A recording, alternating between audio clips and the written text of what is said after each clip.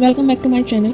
तो आज की जो हमारी वीडियो होने वाली है वो होने वाली है एक बहुत इंपॉर्टेंट टॉपिक पर, हमारी हेल्थ से रिलेटेड, जो है मेंटल हेल्थ और फिजिकल हेल्थ। क्या है ये मेंटल हेल्थ और फिजिकल हेल्थ, और कैसे अपनी मेंटल हेल्थ का ध्यान दें। मेंटल हेल्थ और फिजिकल हेल्थ दोनों व्यक्ति के सामान्य स्वास्थ्य का महत्वपूर्ण हिस्सा है। इन दोनों को समझना और उनका ध्यान रखना हमारी सामान्य स्थिति और सुख शांति के लिए जरूरी है। मेंटल हेल्थ यानी कि मानसिक स्वास्थ्य। मेंटल हेल्थ एक व्यक्ति के मनोबल, व्यवहार, भावनात्मक स्थितियों और व्यक्तिगत प्रतिरोध की स्थिति को व्यक्त करता है। ये किसी व्यक्ति के विचार, भावनाएं और उसकी संवेदनशीलता को शामिल करता है। किसी व्यक्ति के मानसिक स्वास्थ्य की स्थिति उसके जीवन के प्रति प्रसन्नता, सामाजिक संतुलितता और व्यक्तिगत समृद्धि पर असर डाल सकती है। वहीं अगर हम फिजिकल हेल्थ की बात करें यानी कि शारीरिक स्वास्थ्य, तो फिजिकल हेल्थ व्यक्ति के शारीरिक अंगों जैसे कि दिल, किडनी, हड्डियां, आंखें और अन्य अंगों की स्थिति को व्यक्त करता है। ये उसके स्वास्थ्य अवस्था, ऊर्जा स्तर और शारीरिक क्षमता को शामिल करता है। मेंटल हेल्थ और फिजिकल हेल्थ के बीच में संबंध क्या है? मेंटल हेल्थ और फिजिकल हेल्थ दोनों एक दूसरे से प्रभावित होते हैं। अगर किसी व्यक्ति का मानसिक स्वास्थ्य ठीक नहीं है तो ये उसके शारीरिक स्वास्थ्य को भी प्रभावित कर सकता है। विपरीत रूप से शारीरिक समस्याएं भी मानसिक स्थिति को प्रभावित कर सकती हैं। अपनी मेंटल हेल्थ का पता करें तो आखिर करें कैसे? मानसिक स्वास्थ्य के बारे में जानकारी प्राप्त करना अत्यंत महत्वपूर्ण है।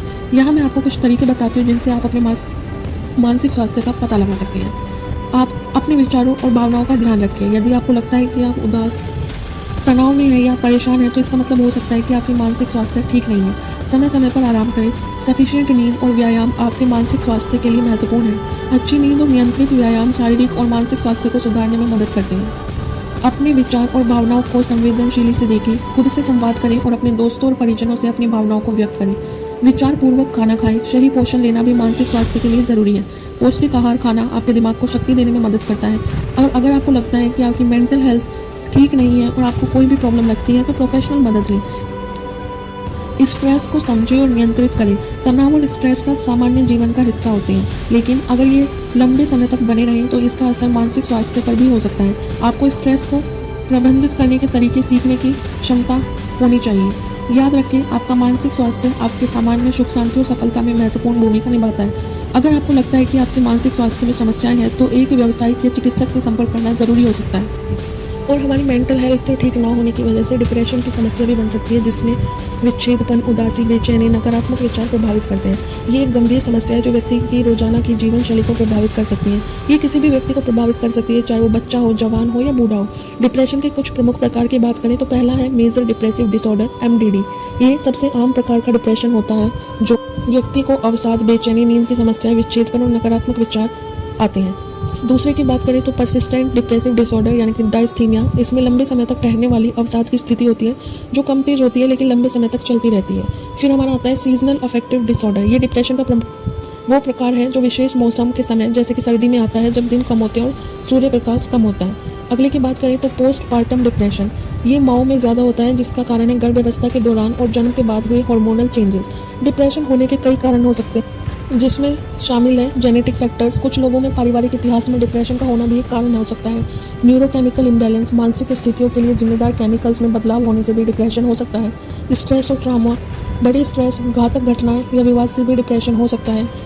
सामाजिक आइसोलेशन, सामाजिक अकेलापन या सामाजिक अनुकूलित नहीं होना भी डिप्रेशन का कारण बन सकता है। डिप्रेशन से बाहर आना मुश्किल हो सकता है लेकिन ये संभव है अगर आप प्रोफेशनल मदद लें। दिनचर्या और व्यायाम, नियंत्रित व्यायाम से शारीरिक और मानसिक स्थिति सुधर सकती है। लोगों से मदद करना, अपनी परेशानियों को लोगों से शेयर करना, किसी व्यवसाय की सलाह लेकर दवाओं का सेवन भी करना चाहिए। पॉजिटिविटी की ओर बढ़ना चाहिए। कुछ छोटी खुशियों को खोजना और प्रतिदिन के अच्छे अनुभवों को याद करना आपके मानसिक स्वास्थ्य को सुधार सकता है। डिप्रेशन में इंसान अपनी कमजोरियों और उदासी के बीच बेहद अकेला महसूस करता है, इसलिए हर दिन थोड़ा सा भी कुछ करने की कोशिश करें, चाहे वो सिर्फ थोड़ी सी एक्सरसाइज हो, कुछ देर के लिए फ्रेश हवा में चलना हो या किसी नए शौक या कार्यशाला में शामिल होना। अपनी पिछली सफलताओं को याद करना और उन्हें समझना आपको आत्मविश्वास देने में मददगार हो सकता है। अपनी सफलताओं का सम्मान करें, चाहे वो कितनी भी छोटी क्यों ना हो। खुद को समझना, अपने विचारों को समझना और अपने आप से प्रेम करना आपको मजबूत और सकारात्मकता प्रदान करता है। याद रहे, अगर आप अपने जीवन में किसी तरह की मदद की ज़रूरत महसूस करते हैं तो किसी विशेषज्ञ या मनोचिकित्सक से संपर्क करना बहुत ज़रूरी है। वे आपकी स्थिति को समझ सकते हैं और आपको उचित सलाह और समर्थन प्रदान कर सकते हैं। Think positive, be positive. अगर आपको हमारी ये वीडियो पसंद आई तो please do like, share and subscribe. Thank you.